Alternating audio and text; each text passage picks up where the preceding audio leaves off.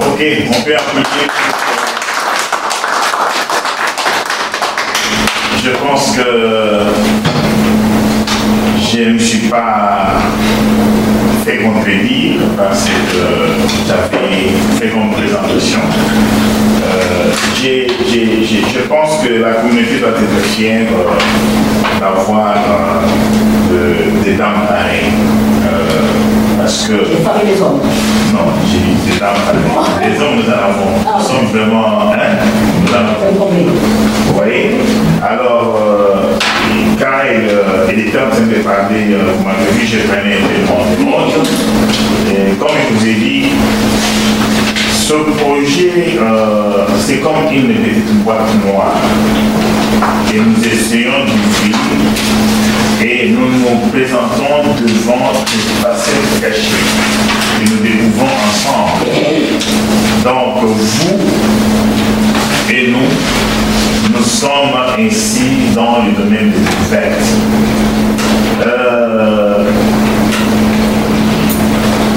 J'aimerais, avant qu'on passe aux questions, insister sur certaines choses qui ont pu retenir mon attention.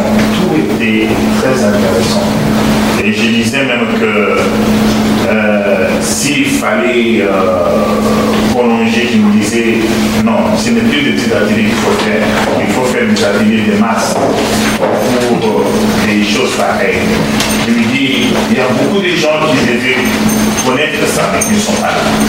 Et je dis, c'est pas normal.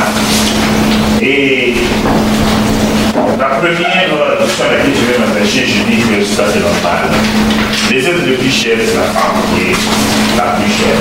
Si ta femme, ne disons pas ça parce que par rapport à ce que nous avons vu dans ce pays d'accueil, je sais que les hommes souvent sont devenus guerriers, n'est-ce pas?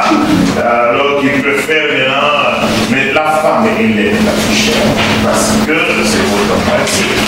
Qui dira qu'il n'aime pas son corps plus que les autres? Ça, c'est pas une bonne charité. Il dit même que la charité vient nous donner. On commence par soi-même. Comment tu peux aimer une autre partie qui se parle en moitié?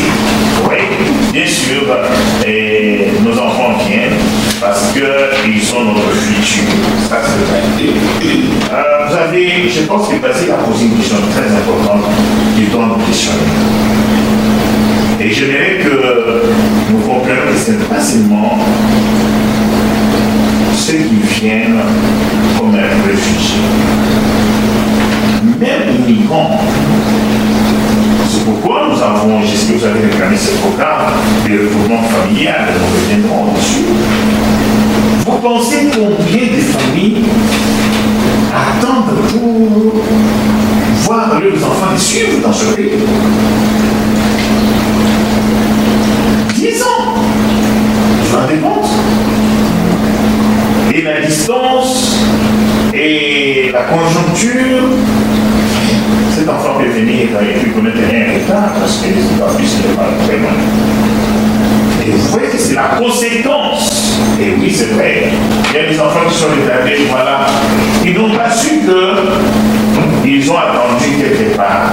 Ce n'est pas un problème mental, mais c'était les circonstances de la vie qui ont fait que les enfants ne sont pas retardés. Oui, ça c'est un questionnement très important. Ce n'est pas tous les écoles qui se ressemblent pas. Moi aujourd'hui, je suis lutté de lutter avec un cas de mon enfant parce que vous vous rendez compte, même les professeurs trouvent que cet enfant est génial. Il faut qu'il suisse tel coup.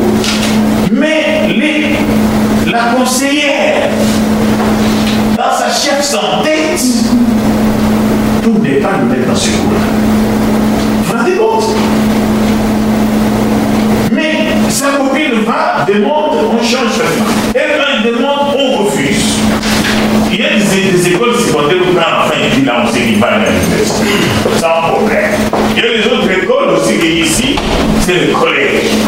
Les autres problèmes ici, c'est même pas les collèges, on appelle le métier. Vous le savez? Si nous sommes venus dans ce pays, mais je dis que comment toi, homme, tu te diras intégré économiquement? Si le Nos enfants doivent être le meilleur de nous. Moi, je l'ai appris. Moi, je n'ai pas fait une spécialité. Si j'en avais en plus, je peux en faire. Même ici, même, je peux en faire. Mais si j'en fais, je crois que je n'ai pas le temps de m'occuper de toi. Et toi, tu ne seras pas docteur, tu dois aller faire une spécialité jusqu'au sommet. Nos enfants doivent être quoi? Le meilleur de nous-mêmes. Comment nous serons intégrés économiquement si le meilleur de nous-mêmes ne sera pas intégré économiquement? De prendre même 200 hommes, c'est de tirer quelque part, qui leur donne les mêmes biens, n'est-ce pas? Parce qu'il ne faut pas ne pas travailler à ce moment-là, et qu'on fasse une session totale de ces ateliers-là. Parce que si nous sommes venus ici, c'est pour nos enfants. C'est nos enfants qui ont la richesse. C'est nos enfants qui ont notre richesse.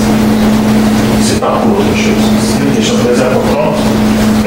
Voilà, je vais laisser les temps aux questions. Non seulement aux questions, mais à des réactions aussi de la part du public. Donc, voilà. Vous avez la parole. La présentation est très parfaite, ça il faut le révéler. Et c'est pour nous l'occasion de le dire maintenant. Et nous vous remercions chaleureusement, n'est-ce pas, de venir partager ces différentes connaissances avec nous ici. Et ma foi, je suis très ravi, je rends très content, n'est-ce pas, de me faire ce rappel, n'est-ce pas, des connaissances que j'ai acquises il y a de cela 4 ans. Pour revenir peut-être encore au concept même de l'éducation, proprement dite, vous l'avez souligné, transmission des valeurs. De nos jours, oui, transmission des valeurs en termes global de l'éducation, ça vient en premier lieu.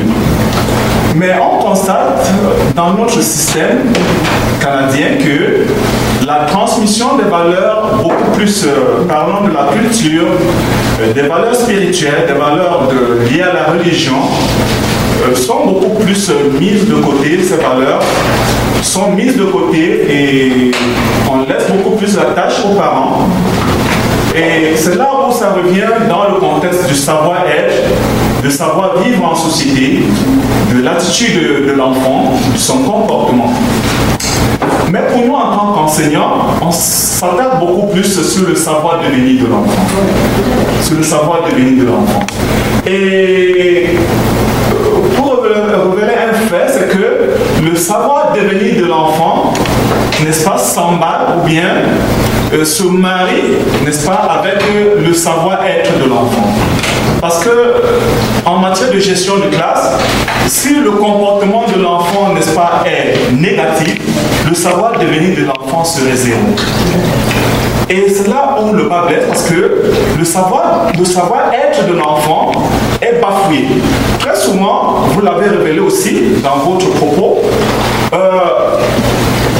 l'enfant, ça veut dire que l'éducation, l'instruction de l'enfant devient pour le parent comme un débat. L'enfant devient ennuyeux pour le parent parce qu'il y a ce concept de la démocratie qu'on laisse à l'enfant. Tu ne dois pas toucher l'enfant n'importe comment, le parent ne doit pas faire n'importe quoi à l'enfant. Et là, le savoir-être de l'enfant est très très difficile à concevoir parce que le parent n'a pas la même mise sur l'enfant quant à son comportement, quant à son éducation liée aux valeurs. Et je voudrais aussi réagir par rapport au pays, vous l'avez dit, le retard mental. C'est très important que les parents puissent savoir.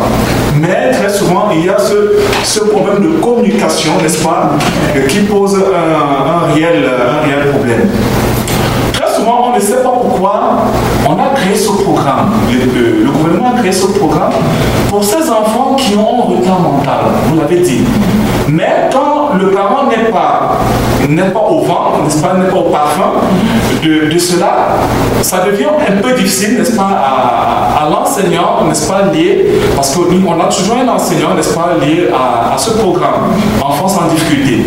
Et c'est aussi un peu différent, n'est-ce pas, du tutorat que vous avez évoqué. Le tutorat, très souvent, on croit que Les deux vont ensemble. Mentorat, tutorat, oui, ça va, mais en ce qui concerne peut-être le pays, c'est bien différent.